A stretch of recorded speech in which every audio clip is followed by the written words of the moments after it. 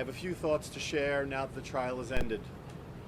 First, I told the truth to the FBI, and the jury clearly recognized that with their unanimous verdict today. I'm grateful to the members of the jury for their careful and thoughtful service. Despite being falsely accused, I'm relieved that justice ultimately prevailed in my case.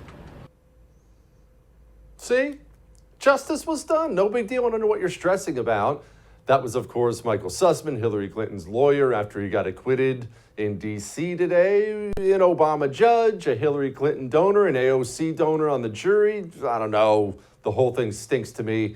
Joining me now to talk about that, Margaret Cleveland, senior legal correspondent at the Federalist. All right, Margot, you actually predicted an acquittal on Friday. That's pretty bold. You obviously nailed that one. As you take your victory lap, tell us why you knew this was coming. Well, the reason I thought there was going to be an acquittal is the witnesses for the government were not happy about being there. You saw James Baker, who said, look, this isn't my prosecution, this is your prosecution. You asked me to look for something, I looked for it. Then you had Bill Priestap, who was clearly grudgingly being there. If the people who were lied to by the defendant didn't care, why is the jury going to care? The other reason is one of the things the jury had to decide was the question of materiality. And legally, you don't need a lot for materiality. But practically, the jury's going to look at it and say, basically, what difference at this point does it make anyway? So I think that was where I came down. We also have that this is a DC jury.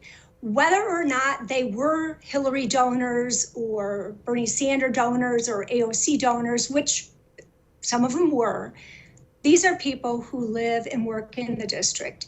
They have friends who live and work in the district. So he was acquitted by a jury of his peers. And the jury of his peers was members of the DC establishment, whether they have someone personally working there, or it's somebody who's a neighbor whose kid is on the same team as the defendant.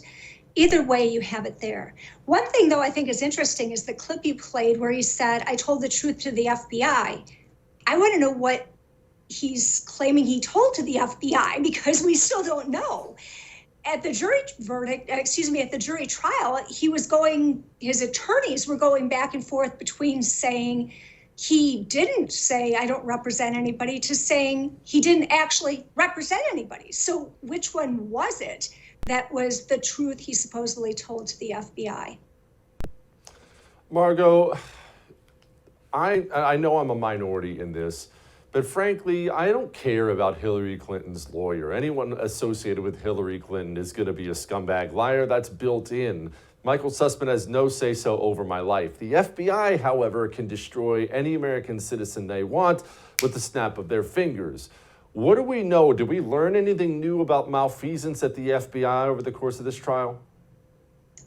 Well, we did, and part was what I just pointed out, that they're not happy with being there, the ones who were involved in it, which tells me that they're not concerned with the justice or not. If you're being lied to, and that's what Baker said, he was 100% confident in what he testified. So to me, that tells me that the FBI is just a bunch of swamp creatures anyway. You have a revolving door of political appointees, and then you have the career appointees that are no different than the text messages we saw between Peter Strzok and Lisa Page. So we have that. We also learned when this was ongoing that the Inspector General of the Department of Justice withheld information from Durham. We're not getting team players here.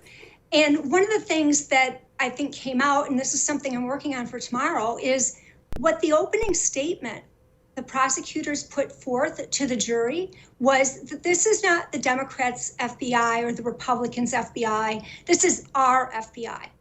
This verdict tells me, no, it's not. It's not our FBI. It's the swamp's FBI. They will protect their own. They will watch after them. And it's not just that there was an acquittal. This acquittal came after less than a day of deliberation. That part actually shocked me, That part actually appalled me, because what that means is there was not one member of the jury who waded through all of this evidence. There's no way you can go through 2 weeks of evidence and discuss it. From my understanding, and I've never been on a jury, but I've had friends who are, and they say usually you start out with a vote and then they talk about it. If what happened here was the vote came down with, nah, he's not guilty, there wasn't much to talk about. They just needed one person to say, wait, he texted Baker and said, I'm not coming on behalf of anyone. He told Congress that he was representing a tax expert. We had all of these witnesses that came forward and said what he said or why it mattered. So what it comes down to is you couldn't even get one juror who was pushing enough for them to sit and sift through this evidence for more than one day. So to me, that was appalling. And I think that it all ties into what we have in DC, which is it's an establishment that protects its own.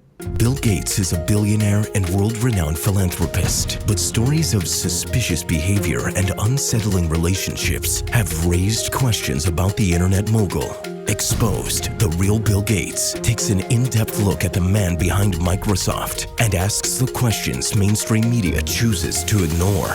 Don't miss Exposed, The Real Bill Gates, a First TV exclusive available now for First TV supporters. Simply visit thefirsttv.com or download the First TV app to subscribe and start watching today.